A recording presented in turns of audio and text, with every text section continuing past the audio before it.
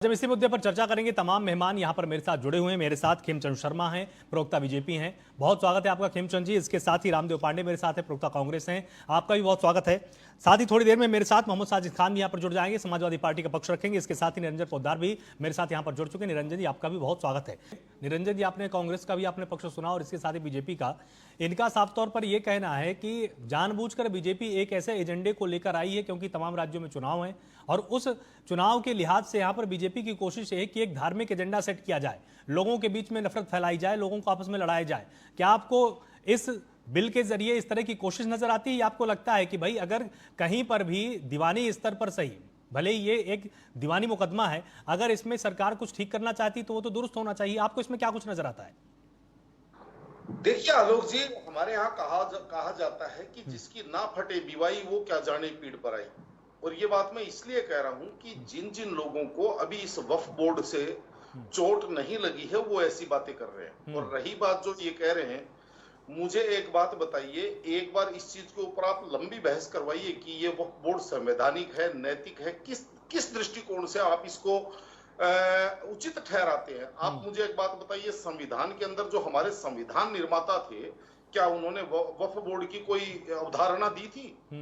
ये वक्फ बोर्ड के अंदर सन 1995 के अंदर जो कानून के अंदर जो संशोधन करके वक्फ बोर्ड को जो असीमित शक्तियां दी, क्या वो संसद ने 1995 में नहीं दी? और उसके बाद में 2013 के अंदर 2014 से पहले मनमोहन सिंह जी की सरकार जाते जाते 2013 के अंदर जिस तरीके से वक्फ बोर्ड का इन्होंने विस्तार कर दिया, दिल्ली की असीमित प्रॉपर्टियां इनके नाम इनके हैंड ओवर कर दी, क्या ये चीज उचित थी?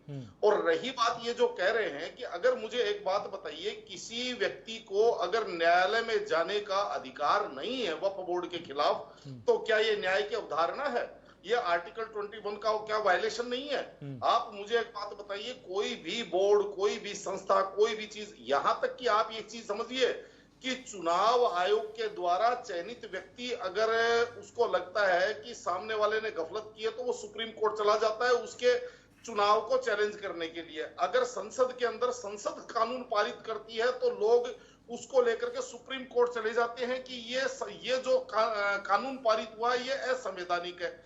यहां तक कि आप ये समझ लीजिए, बड़े से बड़े जो निर्णय हैं देश के लिए, उनके ऊपर भी लोग सुप्रीम कोर्ट चले जाते हैं।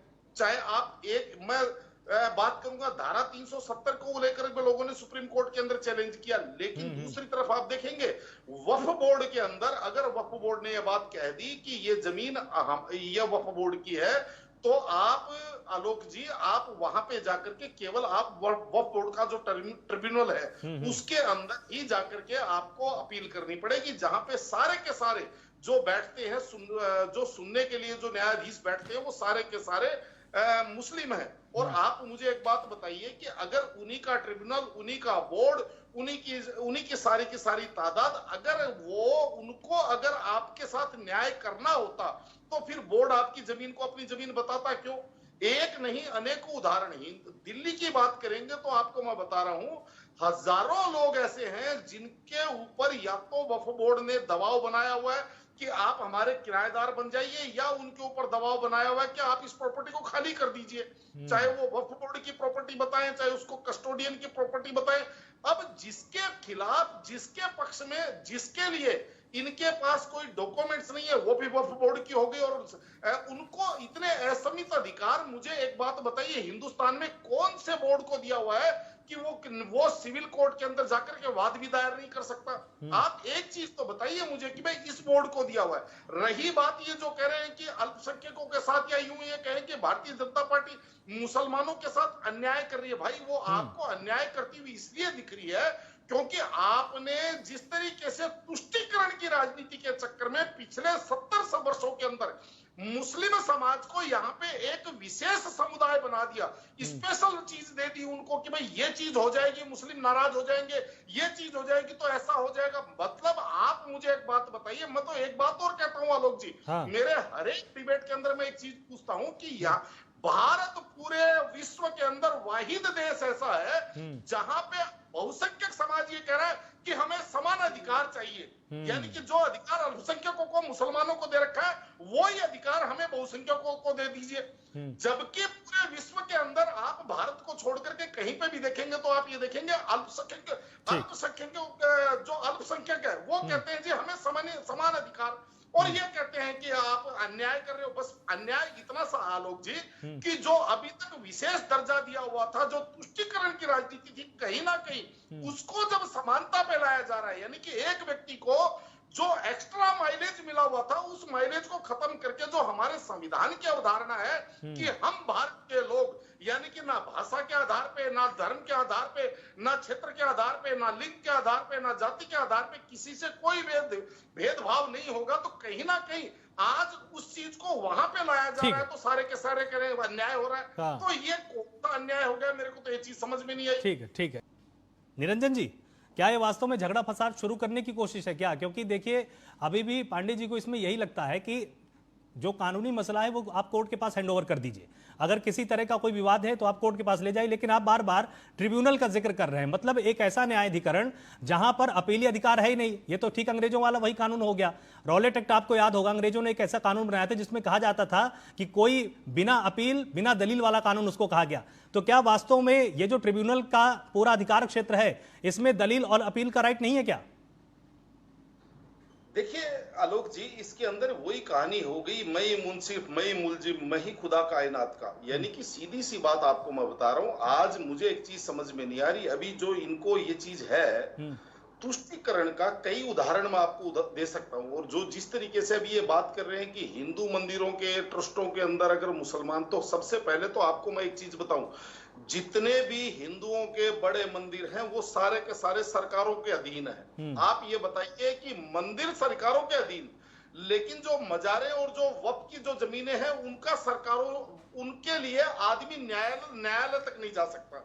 ये हुआ कि नहीं हुआ, दोहरा मापदंड। और ये जो कह रहे हैं कि मंदिर के ट्रस्टों के अंदर आप दूसरे धर्मों के, भाई साहब एक बार आप जाकर के चेक करिए, भारत के अंदर बहुसंख्यक समाज का तिरुपति बालाजी मंदिर सबसे बड़ा मंदिर माना जाता है। उसके अंदर भी मुस्लिम ट्रस्टी है, एक बार पता करके देखिए। मैहर का मंदिर है, महालक्ष्मी मंदिर तमिल, आप तो महालक्ष्मी मंदिर, अरे आप तो बहुत बड़े मंदिर का आप जिक्र कर रहे हैं। सतना के अंदर मैहर का मंदिर है, जहां भी 2 साल पहले विवाद इसी बात पर हो गया था कि वहां पर एक मुस्लिम व्यक्ति लगातार वहां पर सेवादार थे। विवाद हुआ कि भाई मुस्लिम यहां का सेवादार कैसे हो सकता है। बाद में मामला कोर्ट तक पहुंचा और वहां के जिलाधिकारी ने कोर्ट के सामने प्रमाण पत्र दिया कि इसमें हमें कोई आपत्ति नहीं। साथ ही मंदिर के लोगों ने इसमें प्रमाण पत्र दिया कि हमें कोई आपत्ति नहीं है। रूप से आलोक जी, अब तो कर्नाटका के अंदर कई मंदिरों के अंदर तो इन्होंने मुस्लिम पुजारी नियुक्त कर दिए। ये और आपको मैं बता रहा हूं। और रही बात, और प्रत्यक्ष उदाहरण बताऊं आपको, हिंदुओं का सबसे बड़ा तीर्थ होता है महाकुंभ, और महाकुंभ के अंदर समाजवादी पार्टी सरकार के अंदर जब जब महाकुंभ आया तब तब आजम खान को उसका चेयरमैन बनाया गया। यानी कि महाकुंभ उनके देख में सारी की सारी व्यवस्थाएं उन्होंने तय की। तो कहने का तात्पर्य भाई साहब, आप कम से कम सोचने से पहले एक बार अध्ययन जरूर कर लिया कीजिए। और रही बात में जो तुष्टीकरण की कह रहा था आलोक जी, देखिए सन 1946 में क्या हुआ, सन 1947 में क्या हुआ, कोलकाता डायरेक्ट एक्शन में 5 लाख लोग मारे गए। ये तो हम सुनते हैं, पढ़ते हैं, देखते, हमने देखा नहीं है, केवल हमने सुना है। लेकिन अब बांग्लादेश के अंदर जो प्रत्यक्ष प्रमाण हो रहा है, वहां तो ना भारतीय जनता पार्टी है, ना आरएसएस है, ना विश्व हिंदू परिषद है। फिर बांग्लादेश के अंदर क्यों जलाए जा रहे हैं, क्यों मारे जा रहे हैं? और सबसे बड़ी वेदना तब होती है आलोक जी कि जब आप ये समझिए, यहां से 3-5 हजार किलोमीटर दूर इजराइल द्वारा हमास के ऊपर अटैक किया जाता है, तो पूरा का पूरा गठबंधन बौखला उठता है और एक प्रस्ताव पारित करता है। लगातार प्रियंका जी भी ट्वीट करती है, राहुल जी भी ट्वीट करते हैं मानवता का, और पता नहीं कौन कौन से ये उदाहरण देते हैं। लेकिन आज जिस तरीके से बांग्लादेश के अंदर नरसंहार हो रहा है, तो किसी प्रियंका गांधी जी का मुझे कहीं कोई ट्वीट दिखाई नहीं दिया। किसी इंडी गठबंधन के अंदर तो ऐसा लग रहा है जैसे होठों पे फेविकॉल लग गया हो रात को, और सुबह उठते उठते वो चिपक गए हो। तो क्या है ये तुष्टीकरण नहीं है, क्योंकि एक वर्ग नाराज हो जाएगा अगर उनके लिए, उनके बचाने के लिए अगर ट्वीट कर दिया जाएगा, ये कह दिया जाएगा कि इनकी रक्षा के लिए जो प्रयास करने चाहिए वो प्रयास किए जाए, तो ये कहने से क्या एक वर्ग नाराज हो जाएगा? यानी कि इतना भय, इतना डर, और आप कह रहे हो कि इस वर्ग को सताया जा रहा है। केवल एक ही बात मैं बार बार यही कहता हूं आलोक जी, मुझे एक बात बताइए, फिर मैं दोबारा दोहरा रहा हूं कि भारत एक वाहिद देश ऐसा है जहां पे बहुसंख्यक समाज सरकारों से आग्रह कर रहा है कि भाई हमें बराबर के अधिकार दे दीजिए, हमें नहीं चाहिए मुसलमानों से ज्यादा अधिकार, आप हमें बराबर के अधिकार दे दीजिए। बात करते हैं संविधान की, संविधान का मतलब क्या होता है? समान विधान। लेकिन हमारे यहाँ हो क्या रहा है? इसके लिए अलग विधान और उनके लिए अलग विधान, तो ये तो बहुविधान हो गया। तो कहने का तात्पर्य है कि आप जो अडानी अंबानी की बात कर रहे थे, थोड़ा सा मेरे से उसका भी जवाब ले लीजिए। केवल मतलब ये चाहते हैं कि अडानी अंबानी केवल वक्फ की जमीन को छोड़ दें, बाकी पूरे देश की जमीन खा जाओ चाहे। मतलब इनका मतलब तो ये है ना कि वक्फ की जमीन अडानी अंबानी, अगर ये कानून में बदलाव नहीं होगा तो अडानी अंबानी से बच जाएगी, तो फिर सेना की जमीन भी वो खा जाएंगे, वो रेलवे की जमीन भी खा जाएंगे, खाली वक्फ की जमीन सुरक्षित रहनी चाहिए। भाई ऐसे कानून फिर सेना की जमीन के लिए भी बनवाइए, रेलवे की जमीन के लिए भी बनवाइए, जितनी सरकारी जमीन है सबके लिए बनवाइए कि अडानी अंबानी ना खा सके। आपको केवल वक्फ की जमीन की, और वक्फ की बात करें तो आलोक जी एक और महत्वपूर्ण बात बताता हूं मैं आपको। वक्फ का मतलब होता है कि किसी ने स्वेच्छा से अपनी जमीन उस बोर्ड को दान कर दी, तो दान करेगा तो उसके कुछ कागज तो होंगे। केवल ये कह देने से, आज अगर मैं आलोक जी के घर के अंदर मान लीजिए 10 वर्ष मैं रह गया और जी घर आलोक जी का है, और जाते टाइम मैंने घर खाली करते टाइम मैंने वक्फ को दे दी, तो क्या वो वक्फ की जमीन हो जाएगी? वो इसलिए हो जाएगी क्योंकि आलोक जी मेरे घर में रहते थे। आपके पास प्रॉपर उसकी डॉक्यूमेंट्री सिस्टम तो होना चाहिए। और अगर आज सरकार कह रही है कि जो राजस्व जिले का सबसे बड़ा राजस्व अधिकारी होता है वहां का कलेक्टर, वहां का डीएम, अगर वो डीएम से उसका जिस तरीके से अभी तक वेरिफिकेशन वाला सिस्टम था उसके अंदर, वो डीएम के द्वारा उस चीज की अगर वो कागजात की जांच होकर के वो कार्य होगा, तो मुझे एक बात बताइए, क्या डीएम संवैधानिक पद नहीं है? तो कहने का तात्पर्य ये है कि लेकिन आज जिस तरीके से एक इकोसिस्टम जिस चीज को प्रचारित कर रहा है, और कहीं ना कहीं मैं इसके अंदर भारतीय जनता पार्टी का भी बहुत बड़ा दोष मानता हूं कि 10 साल के शासनकाल के बावजूद भी आज इकोसिस्टम से ये लड़ नहीं पा रहे, इकोसिस्टम को ये ध्वस्त नहीं कर पा रहे, जब बल्कि भारतीय जनता पार्टी का प्रचार तंत्र, भारतीय जनता पार्टी का आईटी सेल, उसका सोशल मीडिया विंग, आज मुझे समझ में नहीं आ रहा कहां है। आज जो चीज चाहे वो चीज, उस चीज का एक र्यूमर फैला दिया जाता है। आज बांग्लादेश के अंदर इतना सब कुछ हो रहा है और मेरे को सुनने में ठीक है, मैं एक बार मैं जवाब लेता हूं। ठीक है निरंजन जी, ठीक है। अब निरंजन जी आप अपनी बात पूरी कीजिए, छोटा सा उत्तर दीजिएगा। लेकिन देखिए आलोक जी, कितनी बड़ी विडंबना है। पहले तो मुझे एक बात बताइए, सरकार क्या होती है? सरकार शासन और प्रशासन दोनों को मिलाकर के सरकार होती है। यानी कि शासन जो विधायिका है और जो प्रशासन जो कार्यपालिका है, ये मिलाकर के सरकार होती है। और जो एक पटवारी और एक गिरदावल होता है ना, वो भी सरकार, वो सब मिलकर के एक सरकार बनती है। और ये कह रहे हैं कि जो डीएम है वो तो सरकार कार्यपालिका का हिस्सा है, वो तो सरकार का आदमी है। इस देश को कौन चलाएगा? सरकार चलाएगी, वो बोर्ड चलाएगा? मेरे को ये जानना चाह रहा हूं मैं। इसको राशि जी चलाएंगे, सरकार चलाएगी। वो जो हमारी व्यवस्थाएं हैं कि जिस तरीके से शासन और प्रशासन मिलाकर के इस देश को चलाते हैं, और ये चाहते हैं कि वक्फ बोर्ड के ऊपर ना शासन का कोई हुक्म चले, ना प्रशासन का कोई हुक्म चले, ना न्यायपालिका का कोई हुक्म चले।